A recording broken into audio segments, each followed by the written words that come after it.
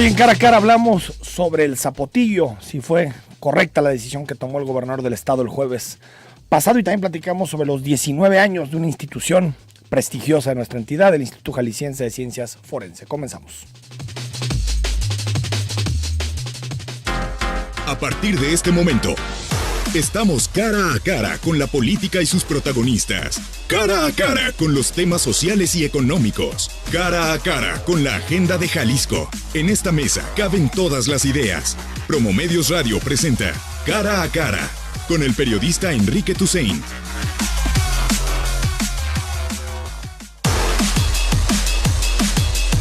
La semana comienza con muchísima información. Son las 9 de la mañana con 5 minutos. Hoy el Financiero publica una encuesta que coloca a Andrés Manuel López Obrador en la cabeza de las preferencias rumbo a 2018 con 30% de las preferencias. Luego Margarita Zavala con 28%. Vamos a ver cada vez más estas encuestas de cara a 2018. Por fin la PGR le abre una carpeta de investigación a Roberto Sandoval, el gobernador de Nayarit. Ya sabíamos que había muchos casos que tenía que responder Roberto Sandoval. Lo paradójico es que es precisamente después de que pierde la elección y siguen los debates sobre el Zapotillo. El fin de semana estuvo marcado por posiciones a favor, en contra de la decisión del gobernador del estado de permitir la presa a 105 metros. Hay quien dice que el estudio que realizó UNOPS, las Naciones Unidas, es un estudio confeccionado, hecho a mano como un traje a la medida para que tomara la decisión el gobernador Aristóteles Sandoval. Hay otros que dicen que no, que el estudio de UNOPS tiene consistencia, tiene metodología y que por lo tanto revela datos que no teníamos hasta hace algunas semanas. Y para profundizar en este tema saludamos a Arturo Gleason, especialista en agua, profesor investigador de la Universidad de Guadalajara. Gleason, ¿cómo estás? ¿Cómo estás? Muy bien, pues aquí dispuesto a compartir, plantear un punto de vista para poder seguir en el debate de manera sana. Oye, leí, doctor, que en una de tus declaraciones, creo que el viernes pasado, donde expresabas dudas sobre el estudio de UNOPS. ¿Por qué no nos compartes esas dudas y si crees que este estudio fue hecho, digamos, a la medida de lo que necesitaba el gobierno del estado? Sí, mira, yo estuve presente en el Palacio de Gobierno el jueves pasado. La primera evidencia que tenemos de este estudio, pues, fue la presentación de PowerPoint. Dado que el estudio, pues, tengo entendido, se subió a la red ese mismo día. Ya teniendo acceso al documento, yo observo dos inconsistencias muy fuertes, en donde se establece en el estudio, en el documento, que el proyecto Jalisco Sustentable Cuenca Río Verde tiene por objetivo desarrollar estudios hídricos sólidos que contribuyan a la toma de decisiones y a la formulación de políticas públicas sostenibles para la planeación de obras de infraestructura hídrica en la cuenca del Río Verde, para el territorio comprendido dentro del estado de Jalisco. Es lo que dice el documento. Bueno, la primera inconsistencia que yo veo es proyecto o es estudio. Un proyecto es la planeación de una serie de actividades para implementar una idea. Los estudios son el soporte para verificar si esta idea es viable. Aquí se mezclan dos términos. Una cosa es lo que está en el título, otra cosa es lo que se expuso y otra cosa fue el resultado, que fueron los 5 escenarios que la mayoría ya conocemos, sobre que el 5 escenario, el escenario quinto, se construye la presa, ¿no? Entonces yo diría... ¿Esa es tu duda? ¿Si es estudio o proyecto? Es una de tus dudas. Es primero. Lo de UNOPS. Estudio o proyecto, ¿no? La segunda duda, ¿cuál es? La segunda, bueno, porque déjame precisar algo que estoy escribiendo aquí. Más bien debería decir los estudios hídricos sólidos que contribuyen a la toma de decisiones para determinar a qué altura deba quedar la presa para dotar de agua a León y Guadalajara. Es más bien así se debe haber redactado, ¿no? Estos estudios para determinar la altura y el gasto para dotar a Guadalajara. La segunda situación que yo veo y se me hace muy grave es que dice también el documento que el estudio se llevó a cabo a través de 3 actividades o 3 grupos de actividades, y voy a citarlas el segundo grupo. Sí. Contribución a la gobernanza sobre la gestión integrada de los recursos hídricos en el ámbito del estado de Jalisco. Dice, a través de un equipo técnico multidisciplinario, administrativo, profesional, nacionales y extranjeros, asegurando idoneidad técnica, transparencia y neutralidad, incorporando un enfoque participativo. Yo creo que aquí no hubo neutralidad, ¿no? ¿Qué tenemos por neutralidad? Alguien que no participa de ninguna de las opciones en conflicto. Evidentemente, habemos personas que estamos a favor de Zapotillo, pero vemos otras personas especialistas en el tema que estamos en contra de Zapotillo y no fuimos tomados en cuenta. Y más que nada, la Universidad de Guadalajara, quien es un ente vivo, que tiene una serie de investigadores que en su gran mayoría, así lo consensamos, no fueron tomados en cuenta a través de sus departamentos y laboratorios. O sea, para clarificar, doctor, el tema durante años. Para clarificar, solamente fueron tomados en cuenta para la investigación quienes estaban a favor de que se hiciera la presa a 105 metros. Y si no hubo neutralidad, pues difícilmente hay transparencia. Sí. Cuando construimos un modelo más de esta índole, lo más que quiere un científico es que su modelo sea verificado por todas las voces, por todos los expertos, inclusive los disidentes. Nosotros hemos construido modelos para tratar de representar algo en la realidad, y cuando vamos a hacer un pronunciamiento de un modelo, buscamos que nos critique medio mundo. Se hizo esto para el estudio del UNOPS, no. Entonces, pues obviamente el modelo es unilateral, como decimos, ha sido peloteado entre ellos y no peloteado con aquellos que pudieran tener observaciones contrarias y fundamentadas, porque se trata de fundamentar las inconsistencias, ¿no? Ahora, doctor Arturo Gleason, ¿tú crees que de alguna forma Naciones Unidas le está haciendo el juego al gobierno del Estado? Porque me parece que Naciones Unidas, más allá de críticas, de filias, fobias, pues es una institución que difícilmente pone cierta parte de su prestigio en riesgo por favorecer los intereses de un gobernador, ¿no? Sí, yo lamento mucho, pero ¿qué podemos decir ante las evidencias? Desde la redacción, desde la forma en que se presentó el proyecto o estudio, ya no sé, yo estoy confundido, en el Palacio de Gobierno. O sea, se hace una declaración, se hizo un balance hídrico para determinar cuánta agua hay y cómo se distribuye, y de repente saltamos a las 5 opciones. ¿Cuál fue la metodología para las 5 opciones? Ese fue el mero día. Entonces, y decir que es la quinta, y cuál fue el mecanismo, la metodología para ir eliminando las opciones, eso pues nos deja mucho que desear, ¿no? Como académicos científicos, y que hemos consensado en algunos académicos de nuestra universidad, que pues, nos deja como un mal sabor de boca, ¿no? Nos duele, y no queremos creer que esto que tú planteas sea cierto. Doctor Gleason, en relación a la cortina, lo que dice el estudio es que tanto 80 metros como a 105 metros, Temacapulín corre riesgo.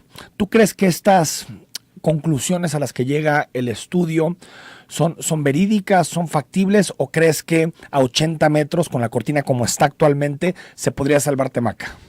Bueno, desde que se hizo la primera propuesta del 80 metros, se manejó la idea por parte de la Conagua de que hubiera unos muros para proteger eventualmente de una inundación a Temaca. Como unos diques, digamos. Unos diques, sí. Unos muros. Sí, entonces, lo cual también en su momento, 2007, se puso a discusión si era viable o no, mejor sacarlos y demás, porque no se tenía la plena certeza si esto iba a suceder, la inundación.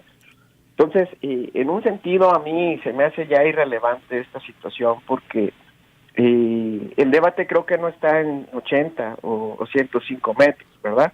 Que es lo que ahí nos quieren encajonar, y quienes no estemos de acuerdo en 80 o 105 metros, pues somos personas que no estamos a favor del abastecimiento del agua, ¿no?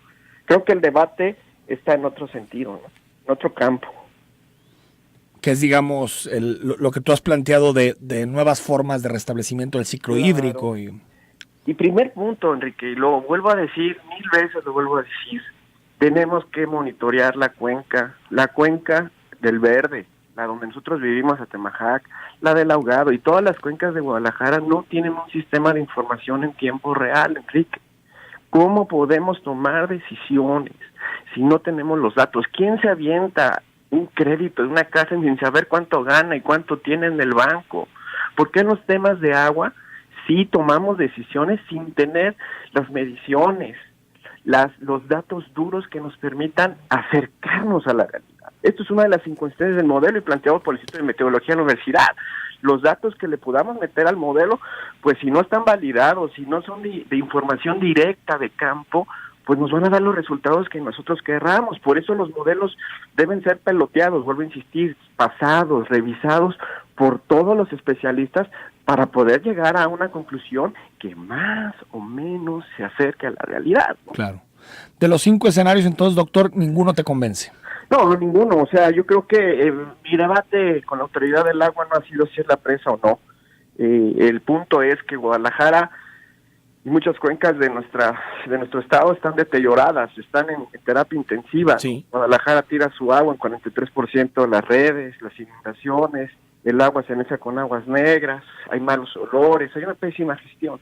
Y lejos de tratar de resolver este problema, tú traes un agua tinaco. ¿Tiene sentido? Si tú ves una casa, huele mal tu drenaje, se inunda, se manchan las paredes por las fugas, se colapsa el cimiento, y el papá llega y dice, es un nuevo tinaco. ¿Estaremos de acuerdo como familia? Claro. Ese es el debate, Enrique. No es si nos oponemos a una fuente o no, y quizás si tuviéramos necesidad, una vez poniendo orden en nuestras cuencas, ya veríamos si necesitamos una presa, y a lo mejor mucho más chaparra, y no afectar a nuestros vecinos, que en este caso son los habitantes de las 3 poblaciones que se pretenden inundar. Que aparte tienen derecho a su comunidad y a su identidad, claro, y a su historia. Totalmente, por eso ese día, el jueves, yo opiné. ¿Por qué? Porque se quería ver al padre como un conflictivo, y no es cierto, el padre y toda la comunidad, el padre Javier, tienen todo el derecho a oponerse, y más cuando no hay planteamientos sólidos, que este discurso de uno es muy parecido al de Conagua que se ha dado en los últimos 10 años, es prácticamente lo mismo. Si tú estudias los documentos pasados, es prácticamente lo mismo. Doctor Gleason, como siempre, muy amable. No, pues un abrazo y un saludo a todo tu auditorio. Un saludo. Gracias. Ahí está, la presa El Zapotillo sigue dividiendo. Tendremos esta semana opiniones de todos los colores y sabores para que usted se forme la mejor de las opiniones en relación a este proyecto, que por cierto, si bien el gobierno del estado ha dicho que va para 105 metros, en realidad la pelota está en la Suprema Corte de Justicia de la Nación, que tendrá que definir primero las suspensiones con relación al procedimiento, a la omisión en los procedimientos de parte de Emilio González Márquez al pasarse el Congreso para firmar el convenio, y segundo, por supuesto, tendrá que definir sobre el fondo de la presa, si viola o no viola derechos humanos y por lo tanto si es constitucional o no.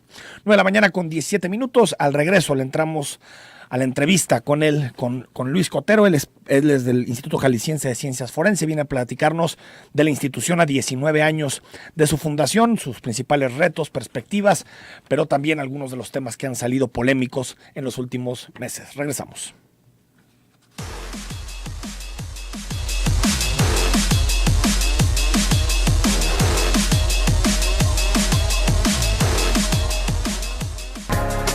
Queremos escucharte. Comunícate al 3122-4200 y al 3122-4266. Zona 3, 6 años al aire en el 91.5 FM. 9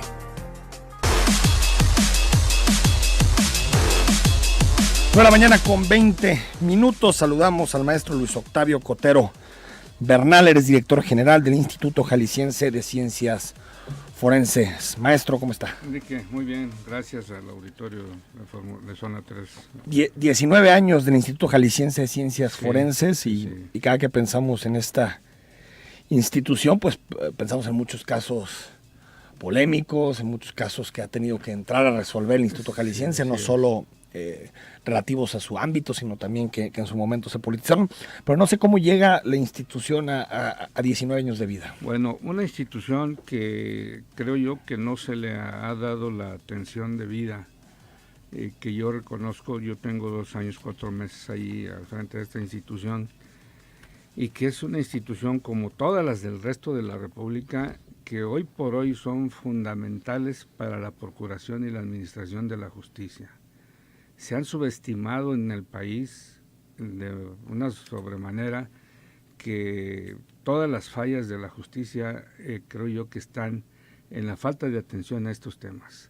Aquí nosotros, cuando el gobernador me hizo el favor de invitarme a estar al frente de esta institución, lo primero que le planteamos y que nos aceptó fue la modificación de nuestra ley orgánica, donde se estableció que la Fiscalía y el Poder Judicial estuvieran al margen de la institución, que efectivamente, conforme a la ley orgánica de la institución, servimos al servicio, a la función que realizan estas instituciones.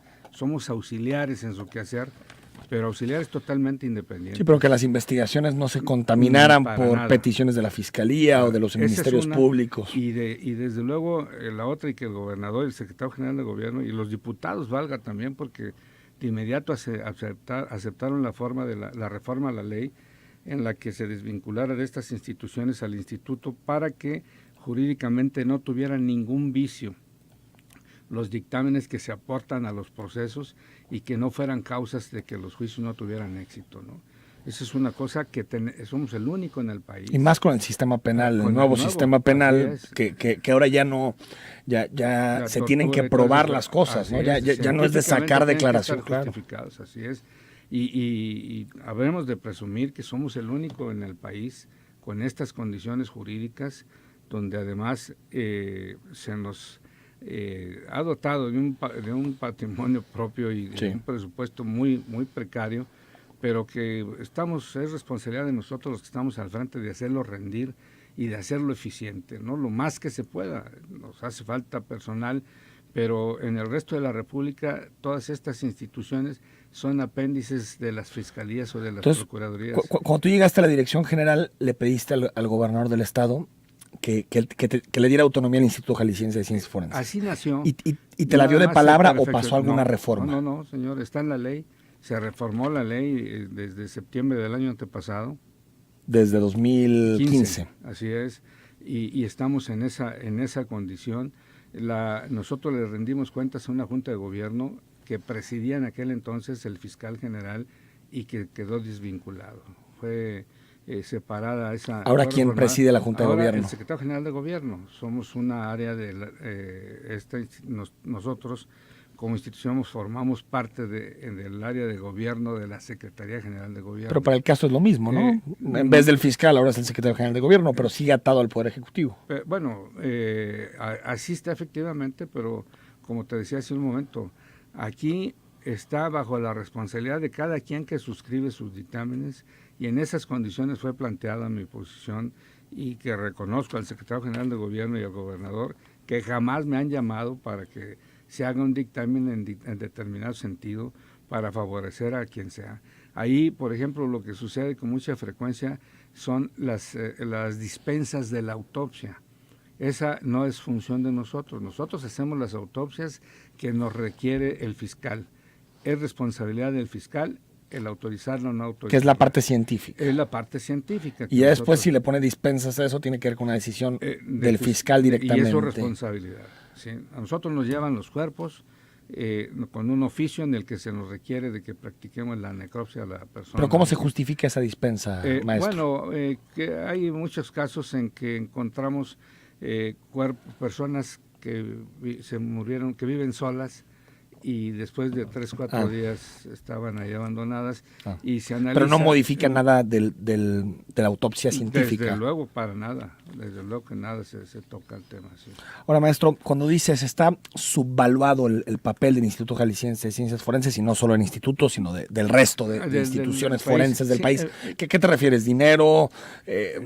¿A precio social? Socialmente, socialmente, efectivamente, porque ahora estas instituciones vienen a formar parte fundamental del servicio de la Procuración y la Administración de Justicia, como ya decías atinadamente, ya nada que torturan ni que le saquen la firma y que aquí está la confesión y que aquí está el dicho de los testigos, X o Z. No, ahora tienes que estar corroborado todo científicamente. Nosotros, además de que no es nada más en esta área donde participamos nosotros procesamos un promedio de 9,000 a 11,000 dictámenes periciales al mes. Servimos en asuntos agrarios, en asuntos laborales, en asuntos familiares, en juicios de amparo, en el juicio que de cualquier naturaleza nosotros participamos auxiliando a las instituciones. Por ejemplo, un juicio agrario donde hay un conflicto entre ejidatarios o entre particulares y ejidatarios, identificamos los terrenos, las superficies del terreno, tenemos peritos altamente capacitados, porque además has de saber que de 2 años y fracción para acá hemos capacitado a nuestras gentes de manera óptima, que todos estamos certificados, todos estamos acreditados, y en este momento estamos transitando. Ya el área de balística ya está acreditada a nivel internacional para que nuestros dictámenes tengan esa eficacia. Estados Unidos nos ha apoyado con equipo, con capacitación. Acabamos de venir de Viena, vamos a Atlanta, acabamos de venir de Singapur también en el área de criminalística y de balística, y con el FBI estamos permanentemente también. Tenemos el antropólogo mejor del país, tenemos el equipo más óptimo que nos ha dotado también el Plan Mérida, Estados Unidos y la Federación, que la Federación estuvo muy empeñada en que se estableciera este nuevo sistema. De las últimas cosas, tenemos un georradar que te detecta huesos a 10 metros de profundidad para la localización de las fosas. Sí. Y en química y en genética en particular, que también hoy por hoy desafortunadamente y que todos los días suceden cuestiones de desaparecidos, sí. estamos al día. Tenemos, como te decía, gente muy capaz, muy actualizada ahora, sí. en ese tema. Ahora, maestro, un tema importante es todos esos. ¿Cuántos cuerpos llegan diariamente en promedio a instituto? En promedio han de ser entre 8 a 12. 12 cuerpos en promedio. Sí. De estos, ¿qué porcentaje no se identifica? Es decir, son cuerpos no identificados que nadie llega a reclamarlos. No, digo, afortunadamente, no sé cómo decirle, casi todos son reclamados. Aquí el problema es que las gentes no denuncian, las gentes no acuden, hay muchas gentes, porque ahora has de saber también, hay muchos decesos de personas en los hospitales civiles que son abandonados sí. por sus familiares. Y por ejemplo, hace tiempo se debatía sobre un panteón forense, precisamente por este tema, por los cuerpos sí. no reclamados, no identificados. Sí. No sé cómo avanza ese proyecto y si nos puedes decir si el problema es muy importante o estamos hablando de algunos casos aislados de cuerpos no reclamados. Tenemos, por ejemplo, aproximadamente 210 cuerpos en todo el país.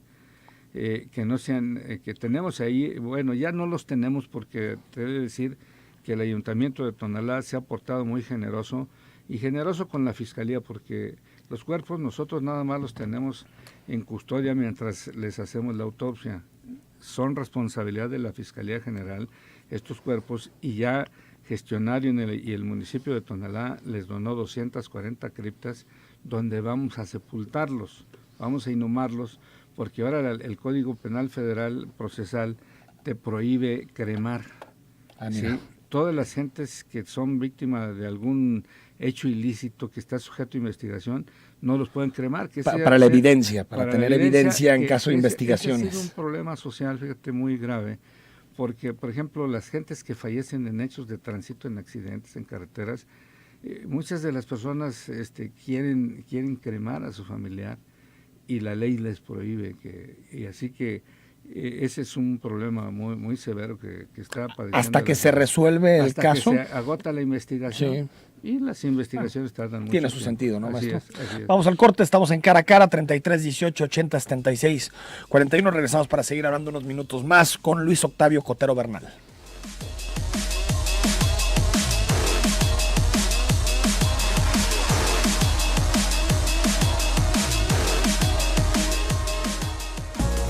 Zona 3 celebra 6. Gracias por ser parte de nuestra historia. Zona 3, 6 años al aire en el 91.5 FM. De la mañana con 34 minutos. Estamos platicando con Luis Octavio Cotero Bernal. Él es el director general del Instituto Jalisciense de Ciencias Forenses en el contexto de los 19 años de vida de esta institución.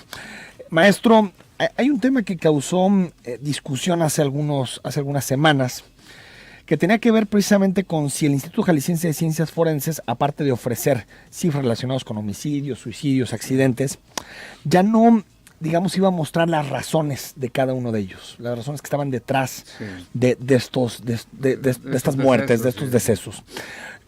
¿Crees que tomaron la decisión correcta en no hacerlo? ¿Han pensado en retomar este tipo de información pública? Creo que es lo correcto, porque fíjate que Por ejemplo, a nosotros nos llegaban los cuerpos con un oficio con el tema del feminicidio, que era pues el primer contacto y eran cuestiones muy instantáneas de haber sucedido el evento sin mayor investigación. Okay. De ahí que la Fiscalía, cuando agotaba la investigación, resultaba que no era feminicidio, era un homicidio simple cualquiera. A una mujer. A una mujer. Entonces, eso nos hacía mantener una actitud contradictoria que yo les sugerí. Es decir, ¿de quién llegaba la petición de feminicidio? De la Fiscalía. De la Fiscalía. De la Fiscalía, que es la que se encarga de investigar los hechos. Pero en realidad la Fiscalía tiene que operar siempre sobre la base de que es un feminicidio.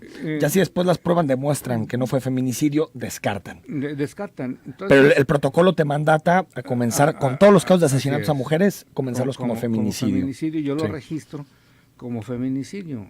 Al tiempo que la Fiscalía agota la investigación, se da cuenta lo que modifica. Y eso generaba disparidad. Y eso a mí ya no me informa, sí, porque además no le obliga. Yo guardo mi servicio en las condiciones en que me lo solicitó, y entonces cuando se daba la información de los medios, yo decía una cantidad y ellos decían otra. Entonces se daba eso, entonces dijimos, bueno, aquí la investigación es solamente de la Fiscalía. Así que pero no sería mejor que ustedes, haciendo una institución con autonomía, registraran esa información, con aparte tienen respeto de parte de la sociedad, registraran esa información, y si después hay modificaciones, que se explicaran las modificaciones, pero creo que la peor salida es limitar la información pública, porque la decisión que tomó el Instituto Jalisciense fue limitar la información pública para que no hubiera disparidades. No, bueno, es que yo no le iba a prohibir a la Fiscalía el que les diera la información correcta y cuál fue en qué concluyó su investigación. Por eso es que yo nunca les negué la información, yo di los números y se decidió para no inducir al error a los medios, ¿sí? De que yo diga un número y la Fiscalía diga otro, solamente la Fiscalía, porque es la que concluye la investigación y es la que tiene el número cierto de aquellos eventos. Entonces, jamás y siempre estamos abiertos, que te repito. Es decir, ¿ahorita qué información dan? Solamente el número. El número de decesos que tenemos. Divididos por sí, ya sea hombre, mujer, edades. Hombre, mujeres, edades y los casos que desafortunadamente suceden mucho son los suicidios. Sí, hay mucho suicidio, el suicidio de los niños, que habrá que echar a los diputados que se pongan a trabajar para que regulen el manejo del Internet, cómo es que los niños deben de acceder, que como ya te diste cuenta hace poco una niña que se arrojó de una secundaria, no está la famosa ballena. Sí. Así es, todo ese tipo de situaciones. O sea, ¿ha habido un incremento en sus números en suicidio en niños? En niños. ¿Sobre todo en qué edades? Bueno, de los 8 a los 14, 15 años es donde se da más, porque de 15 años en adelante donde se da más, que siguen siendo adolescentes, son niños, así los considera la ley por ser menores de edad, son los adictos, ¿sí? Jóvenes. O sea, de 15 a 18 años. De 15 a 18 años se privan, se ahorcan. Estamos hablando de cuántos casos al mes. Bueno, más o menos. Vamos hablando de unos 20 casos al mes. 20 casos al mes de suicidios. Estamos hablando de poco más de 200 anuales. Sí, desde luego no más. Sobre todo en que niños o niñas. Niños. Las niñas también lo hacen, pero menos. Los jóvenes también son más, los varones que se privan de la vida, se ahorcan, que son cuestiones muy, muy dramáticas y que habrá que también poner mucha atención y que el Poder Legislativo se ponga a legislar en este rubro del Internet y el acceso a esos medios.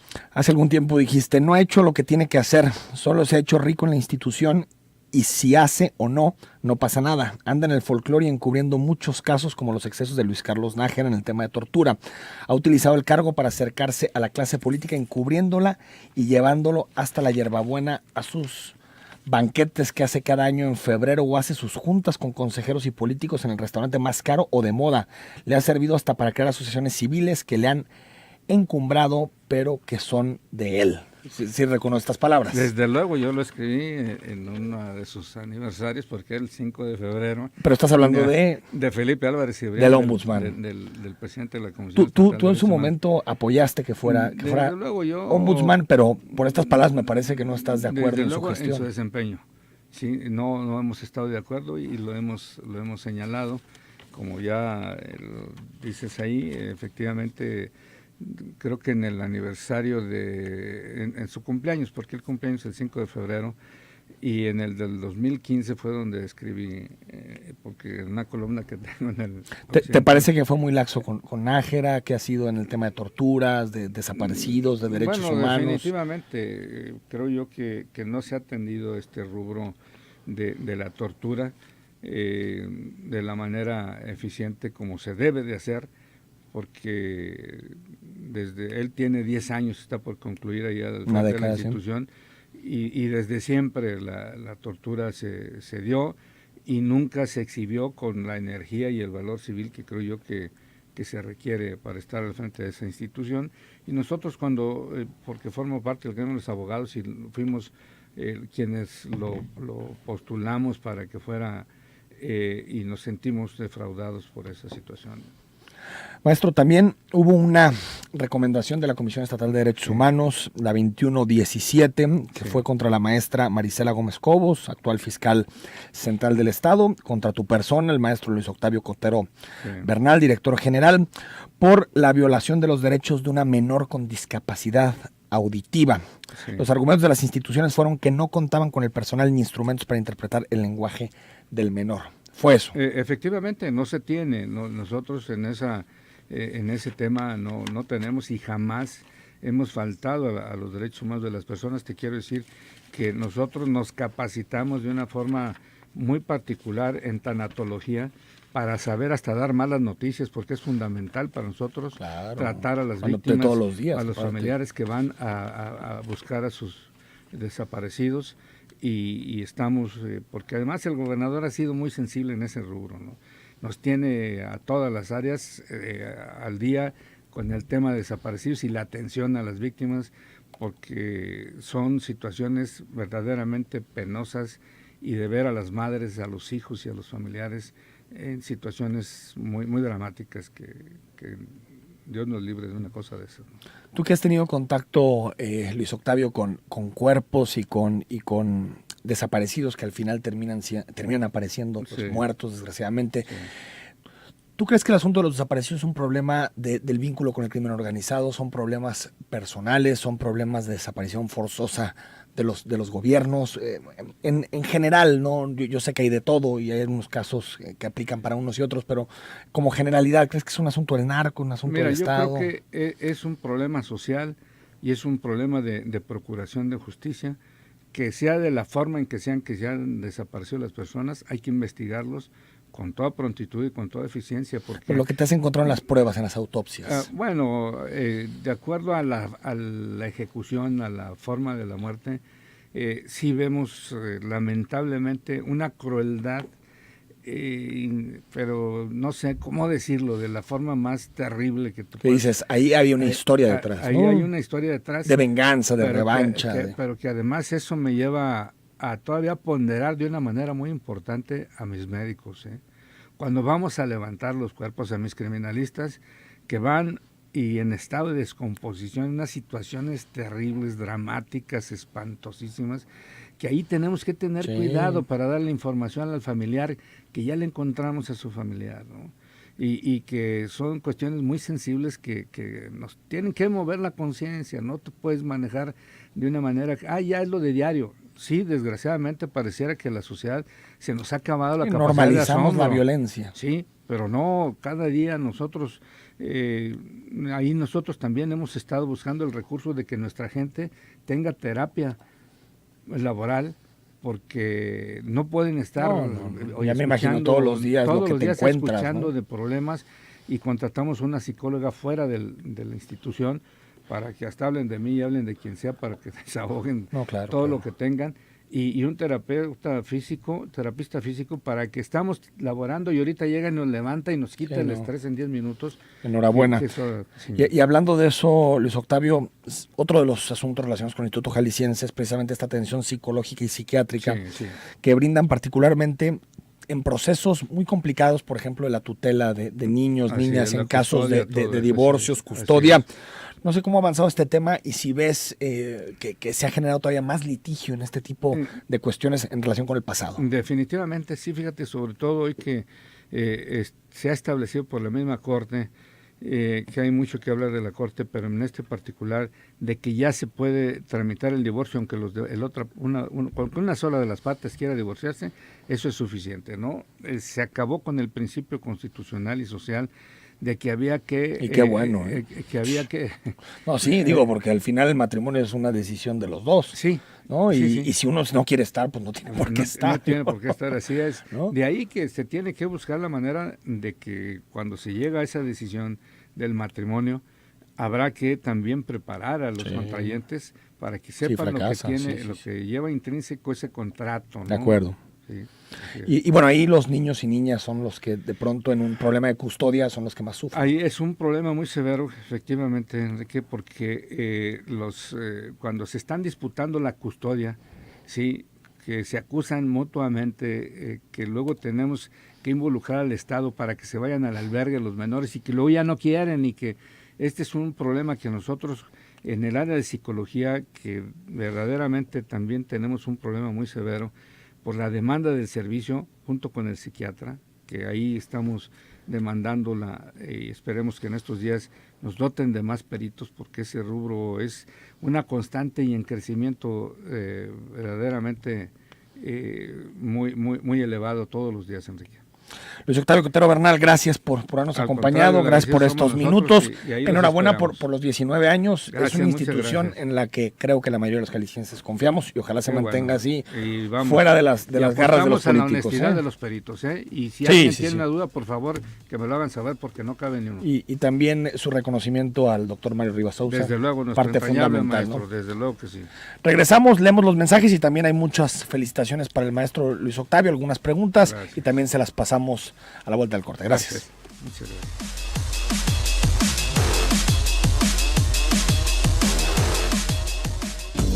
Comunicación interactiva. Envía tus comentarios al WhatsApp 3318 80 76 41. Zona 3, 6 años al aire en el 91.5 FM.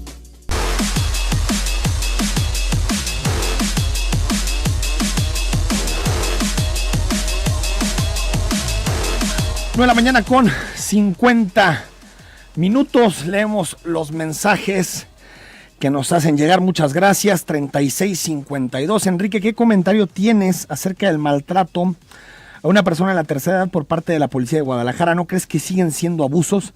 Parece que Alfaro está más interesado en el maltrato a las calandrias que en la población.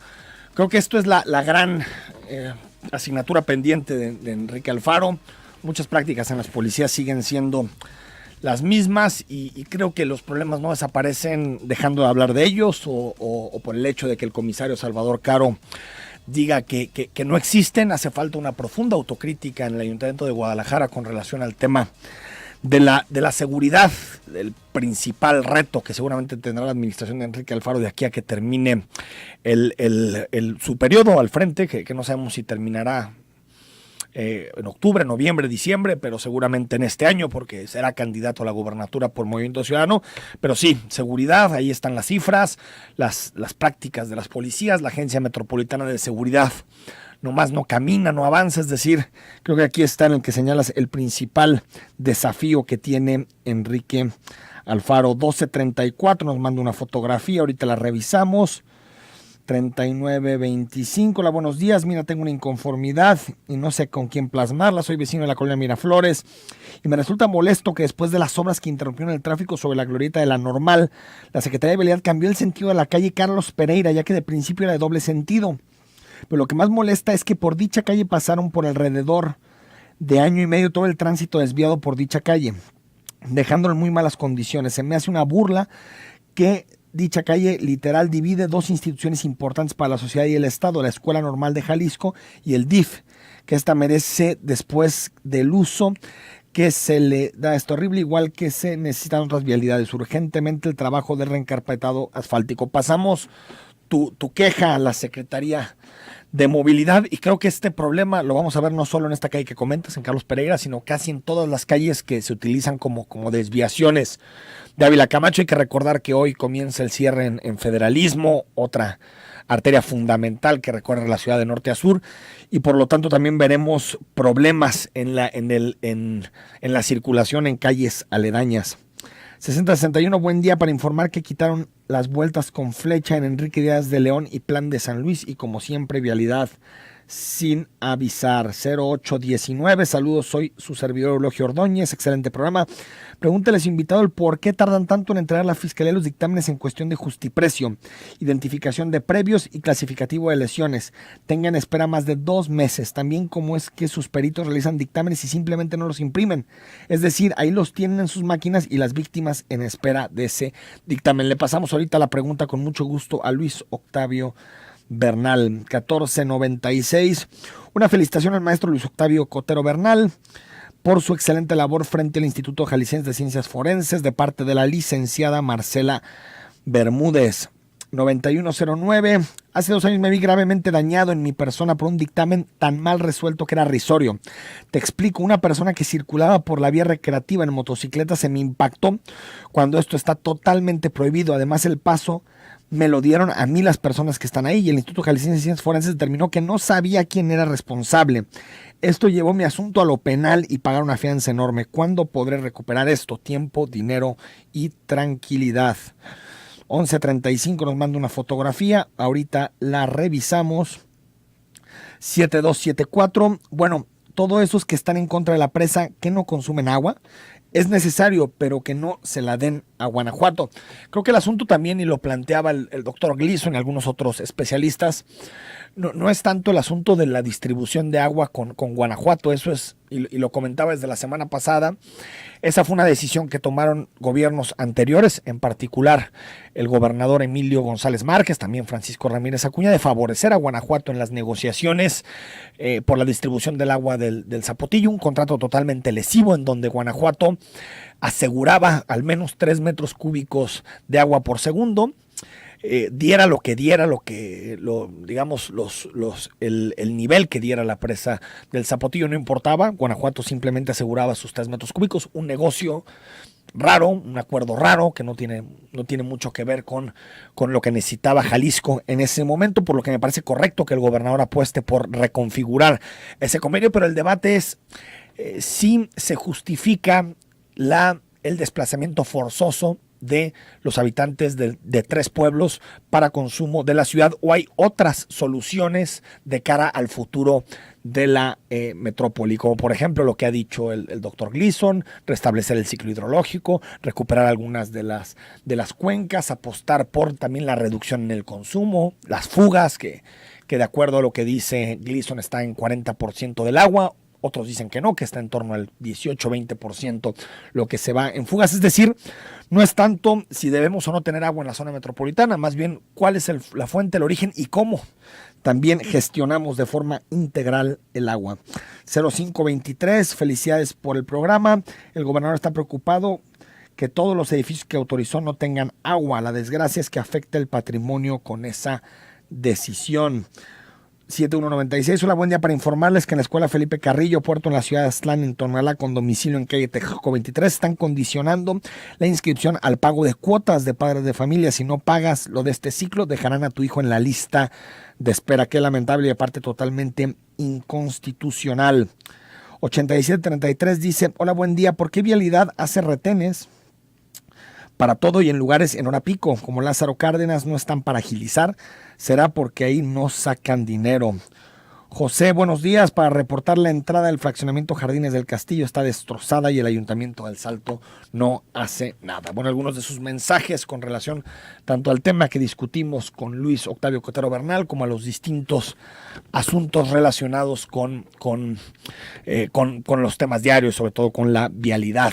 El fin de semana nos dejó asuntos muy importantes, como por ejemplo el acercamiento cada vez más claro entre el PRD y el Partido Acción Nacional para hacer un frente de cara a 2018, frente opositor le llaman, donde también parece que se podría incorporar Movimiento Ciudadano y tener una candidatura común entre PAN, PRD y Movimiento Ciudadano. De entrada parecería que es una apuesta por formar un bloque que pueda desplazar al PRI y también formar un bloque que no le deje la entrada a Andrés Manuel López Obrador, que de acuerdo a casi todas las encuestas las está encabezando rumbo a los comicios presidenciales. El asunto es que cada que pactan PAN y PRD, cada que hacen una coalición PAN y PRD, lo hacen pensando básicamente en los intereses de su élite política, de su élite partidista, pero nunca vemos realmente un proyecto de gobierno, un proyecto claro, que nos permita saber si una alianza entre dos partidos políticos que tienen ideas tan diferentes o que en el pasado han tenido ideas tan diferentes como son el PRD y el PAN, realmente podrán articular un proyecto de gobierno interesante y adecuado para la mayoría social en este país. El problema es que si vemos los antecedentes y si vemos los casos de los distintos gobiernos en donde PAN y PRD han encontrado acuerdos, pues nos daremos cuenta que son un desastre. Fue un desastre el gobierno de Gabino Cue en Oaxaca, que intentó pactar a todos, desde el Partido de Acción Nacional, el PRD, gente de Morena, hasta prácticamente la sección 22 de la Coordinadora Nacional de Trabajadores de la Educación. También lo han sido en otras entidades, como por ejemplo en Chiapas, en Nayarit, lo que pasó con Rafael Moreno Valle en Puebla. Parece que este tipo de acuerdos, este tipo de bloques opositores, de frentes opositores, son más pensando en quién se sienta en la silla, en cómo le hacen los partidos políticos para mantener sus privilegios, su estatus dentro del sistema, más que en realidad poner sobre la mesa una opción clara de gobierno y una opción que pueda de alguna forma garantizar gobiernos adecuados. Nos dice, y le agradezco, José Hasél, que deberíamos de invitar a especialistas en hidráulica, ya que el doctor Gleason deja mucho que desear al respecto. Gracias por la sugerencia, ya que nunca demuestra con hechos sus comentarios, y en tu espacio sería un buen debate en temas de agua, confrontar con ingenieros hidráulicos. Vamos a proponer esto, Jorge, y también a Sergio Morales, que habla sobre la entrevista con el señor Gleason. Te agradezco, Sergio.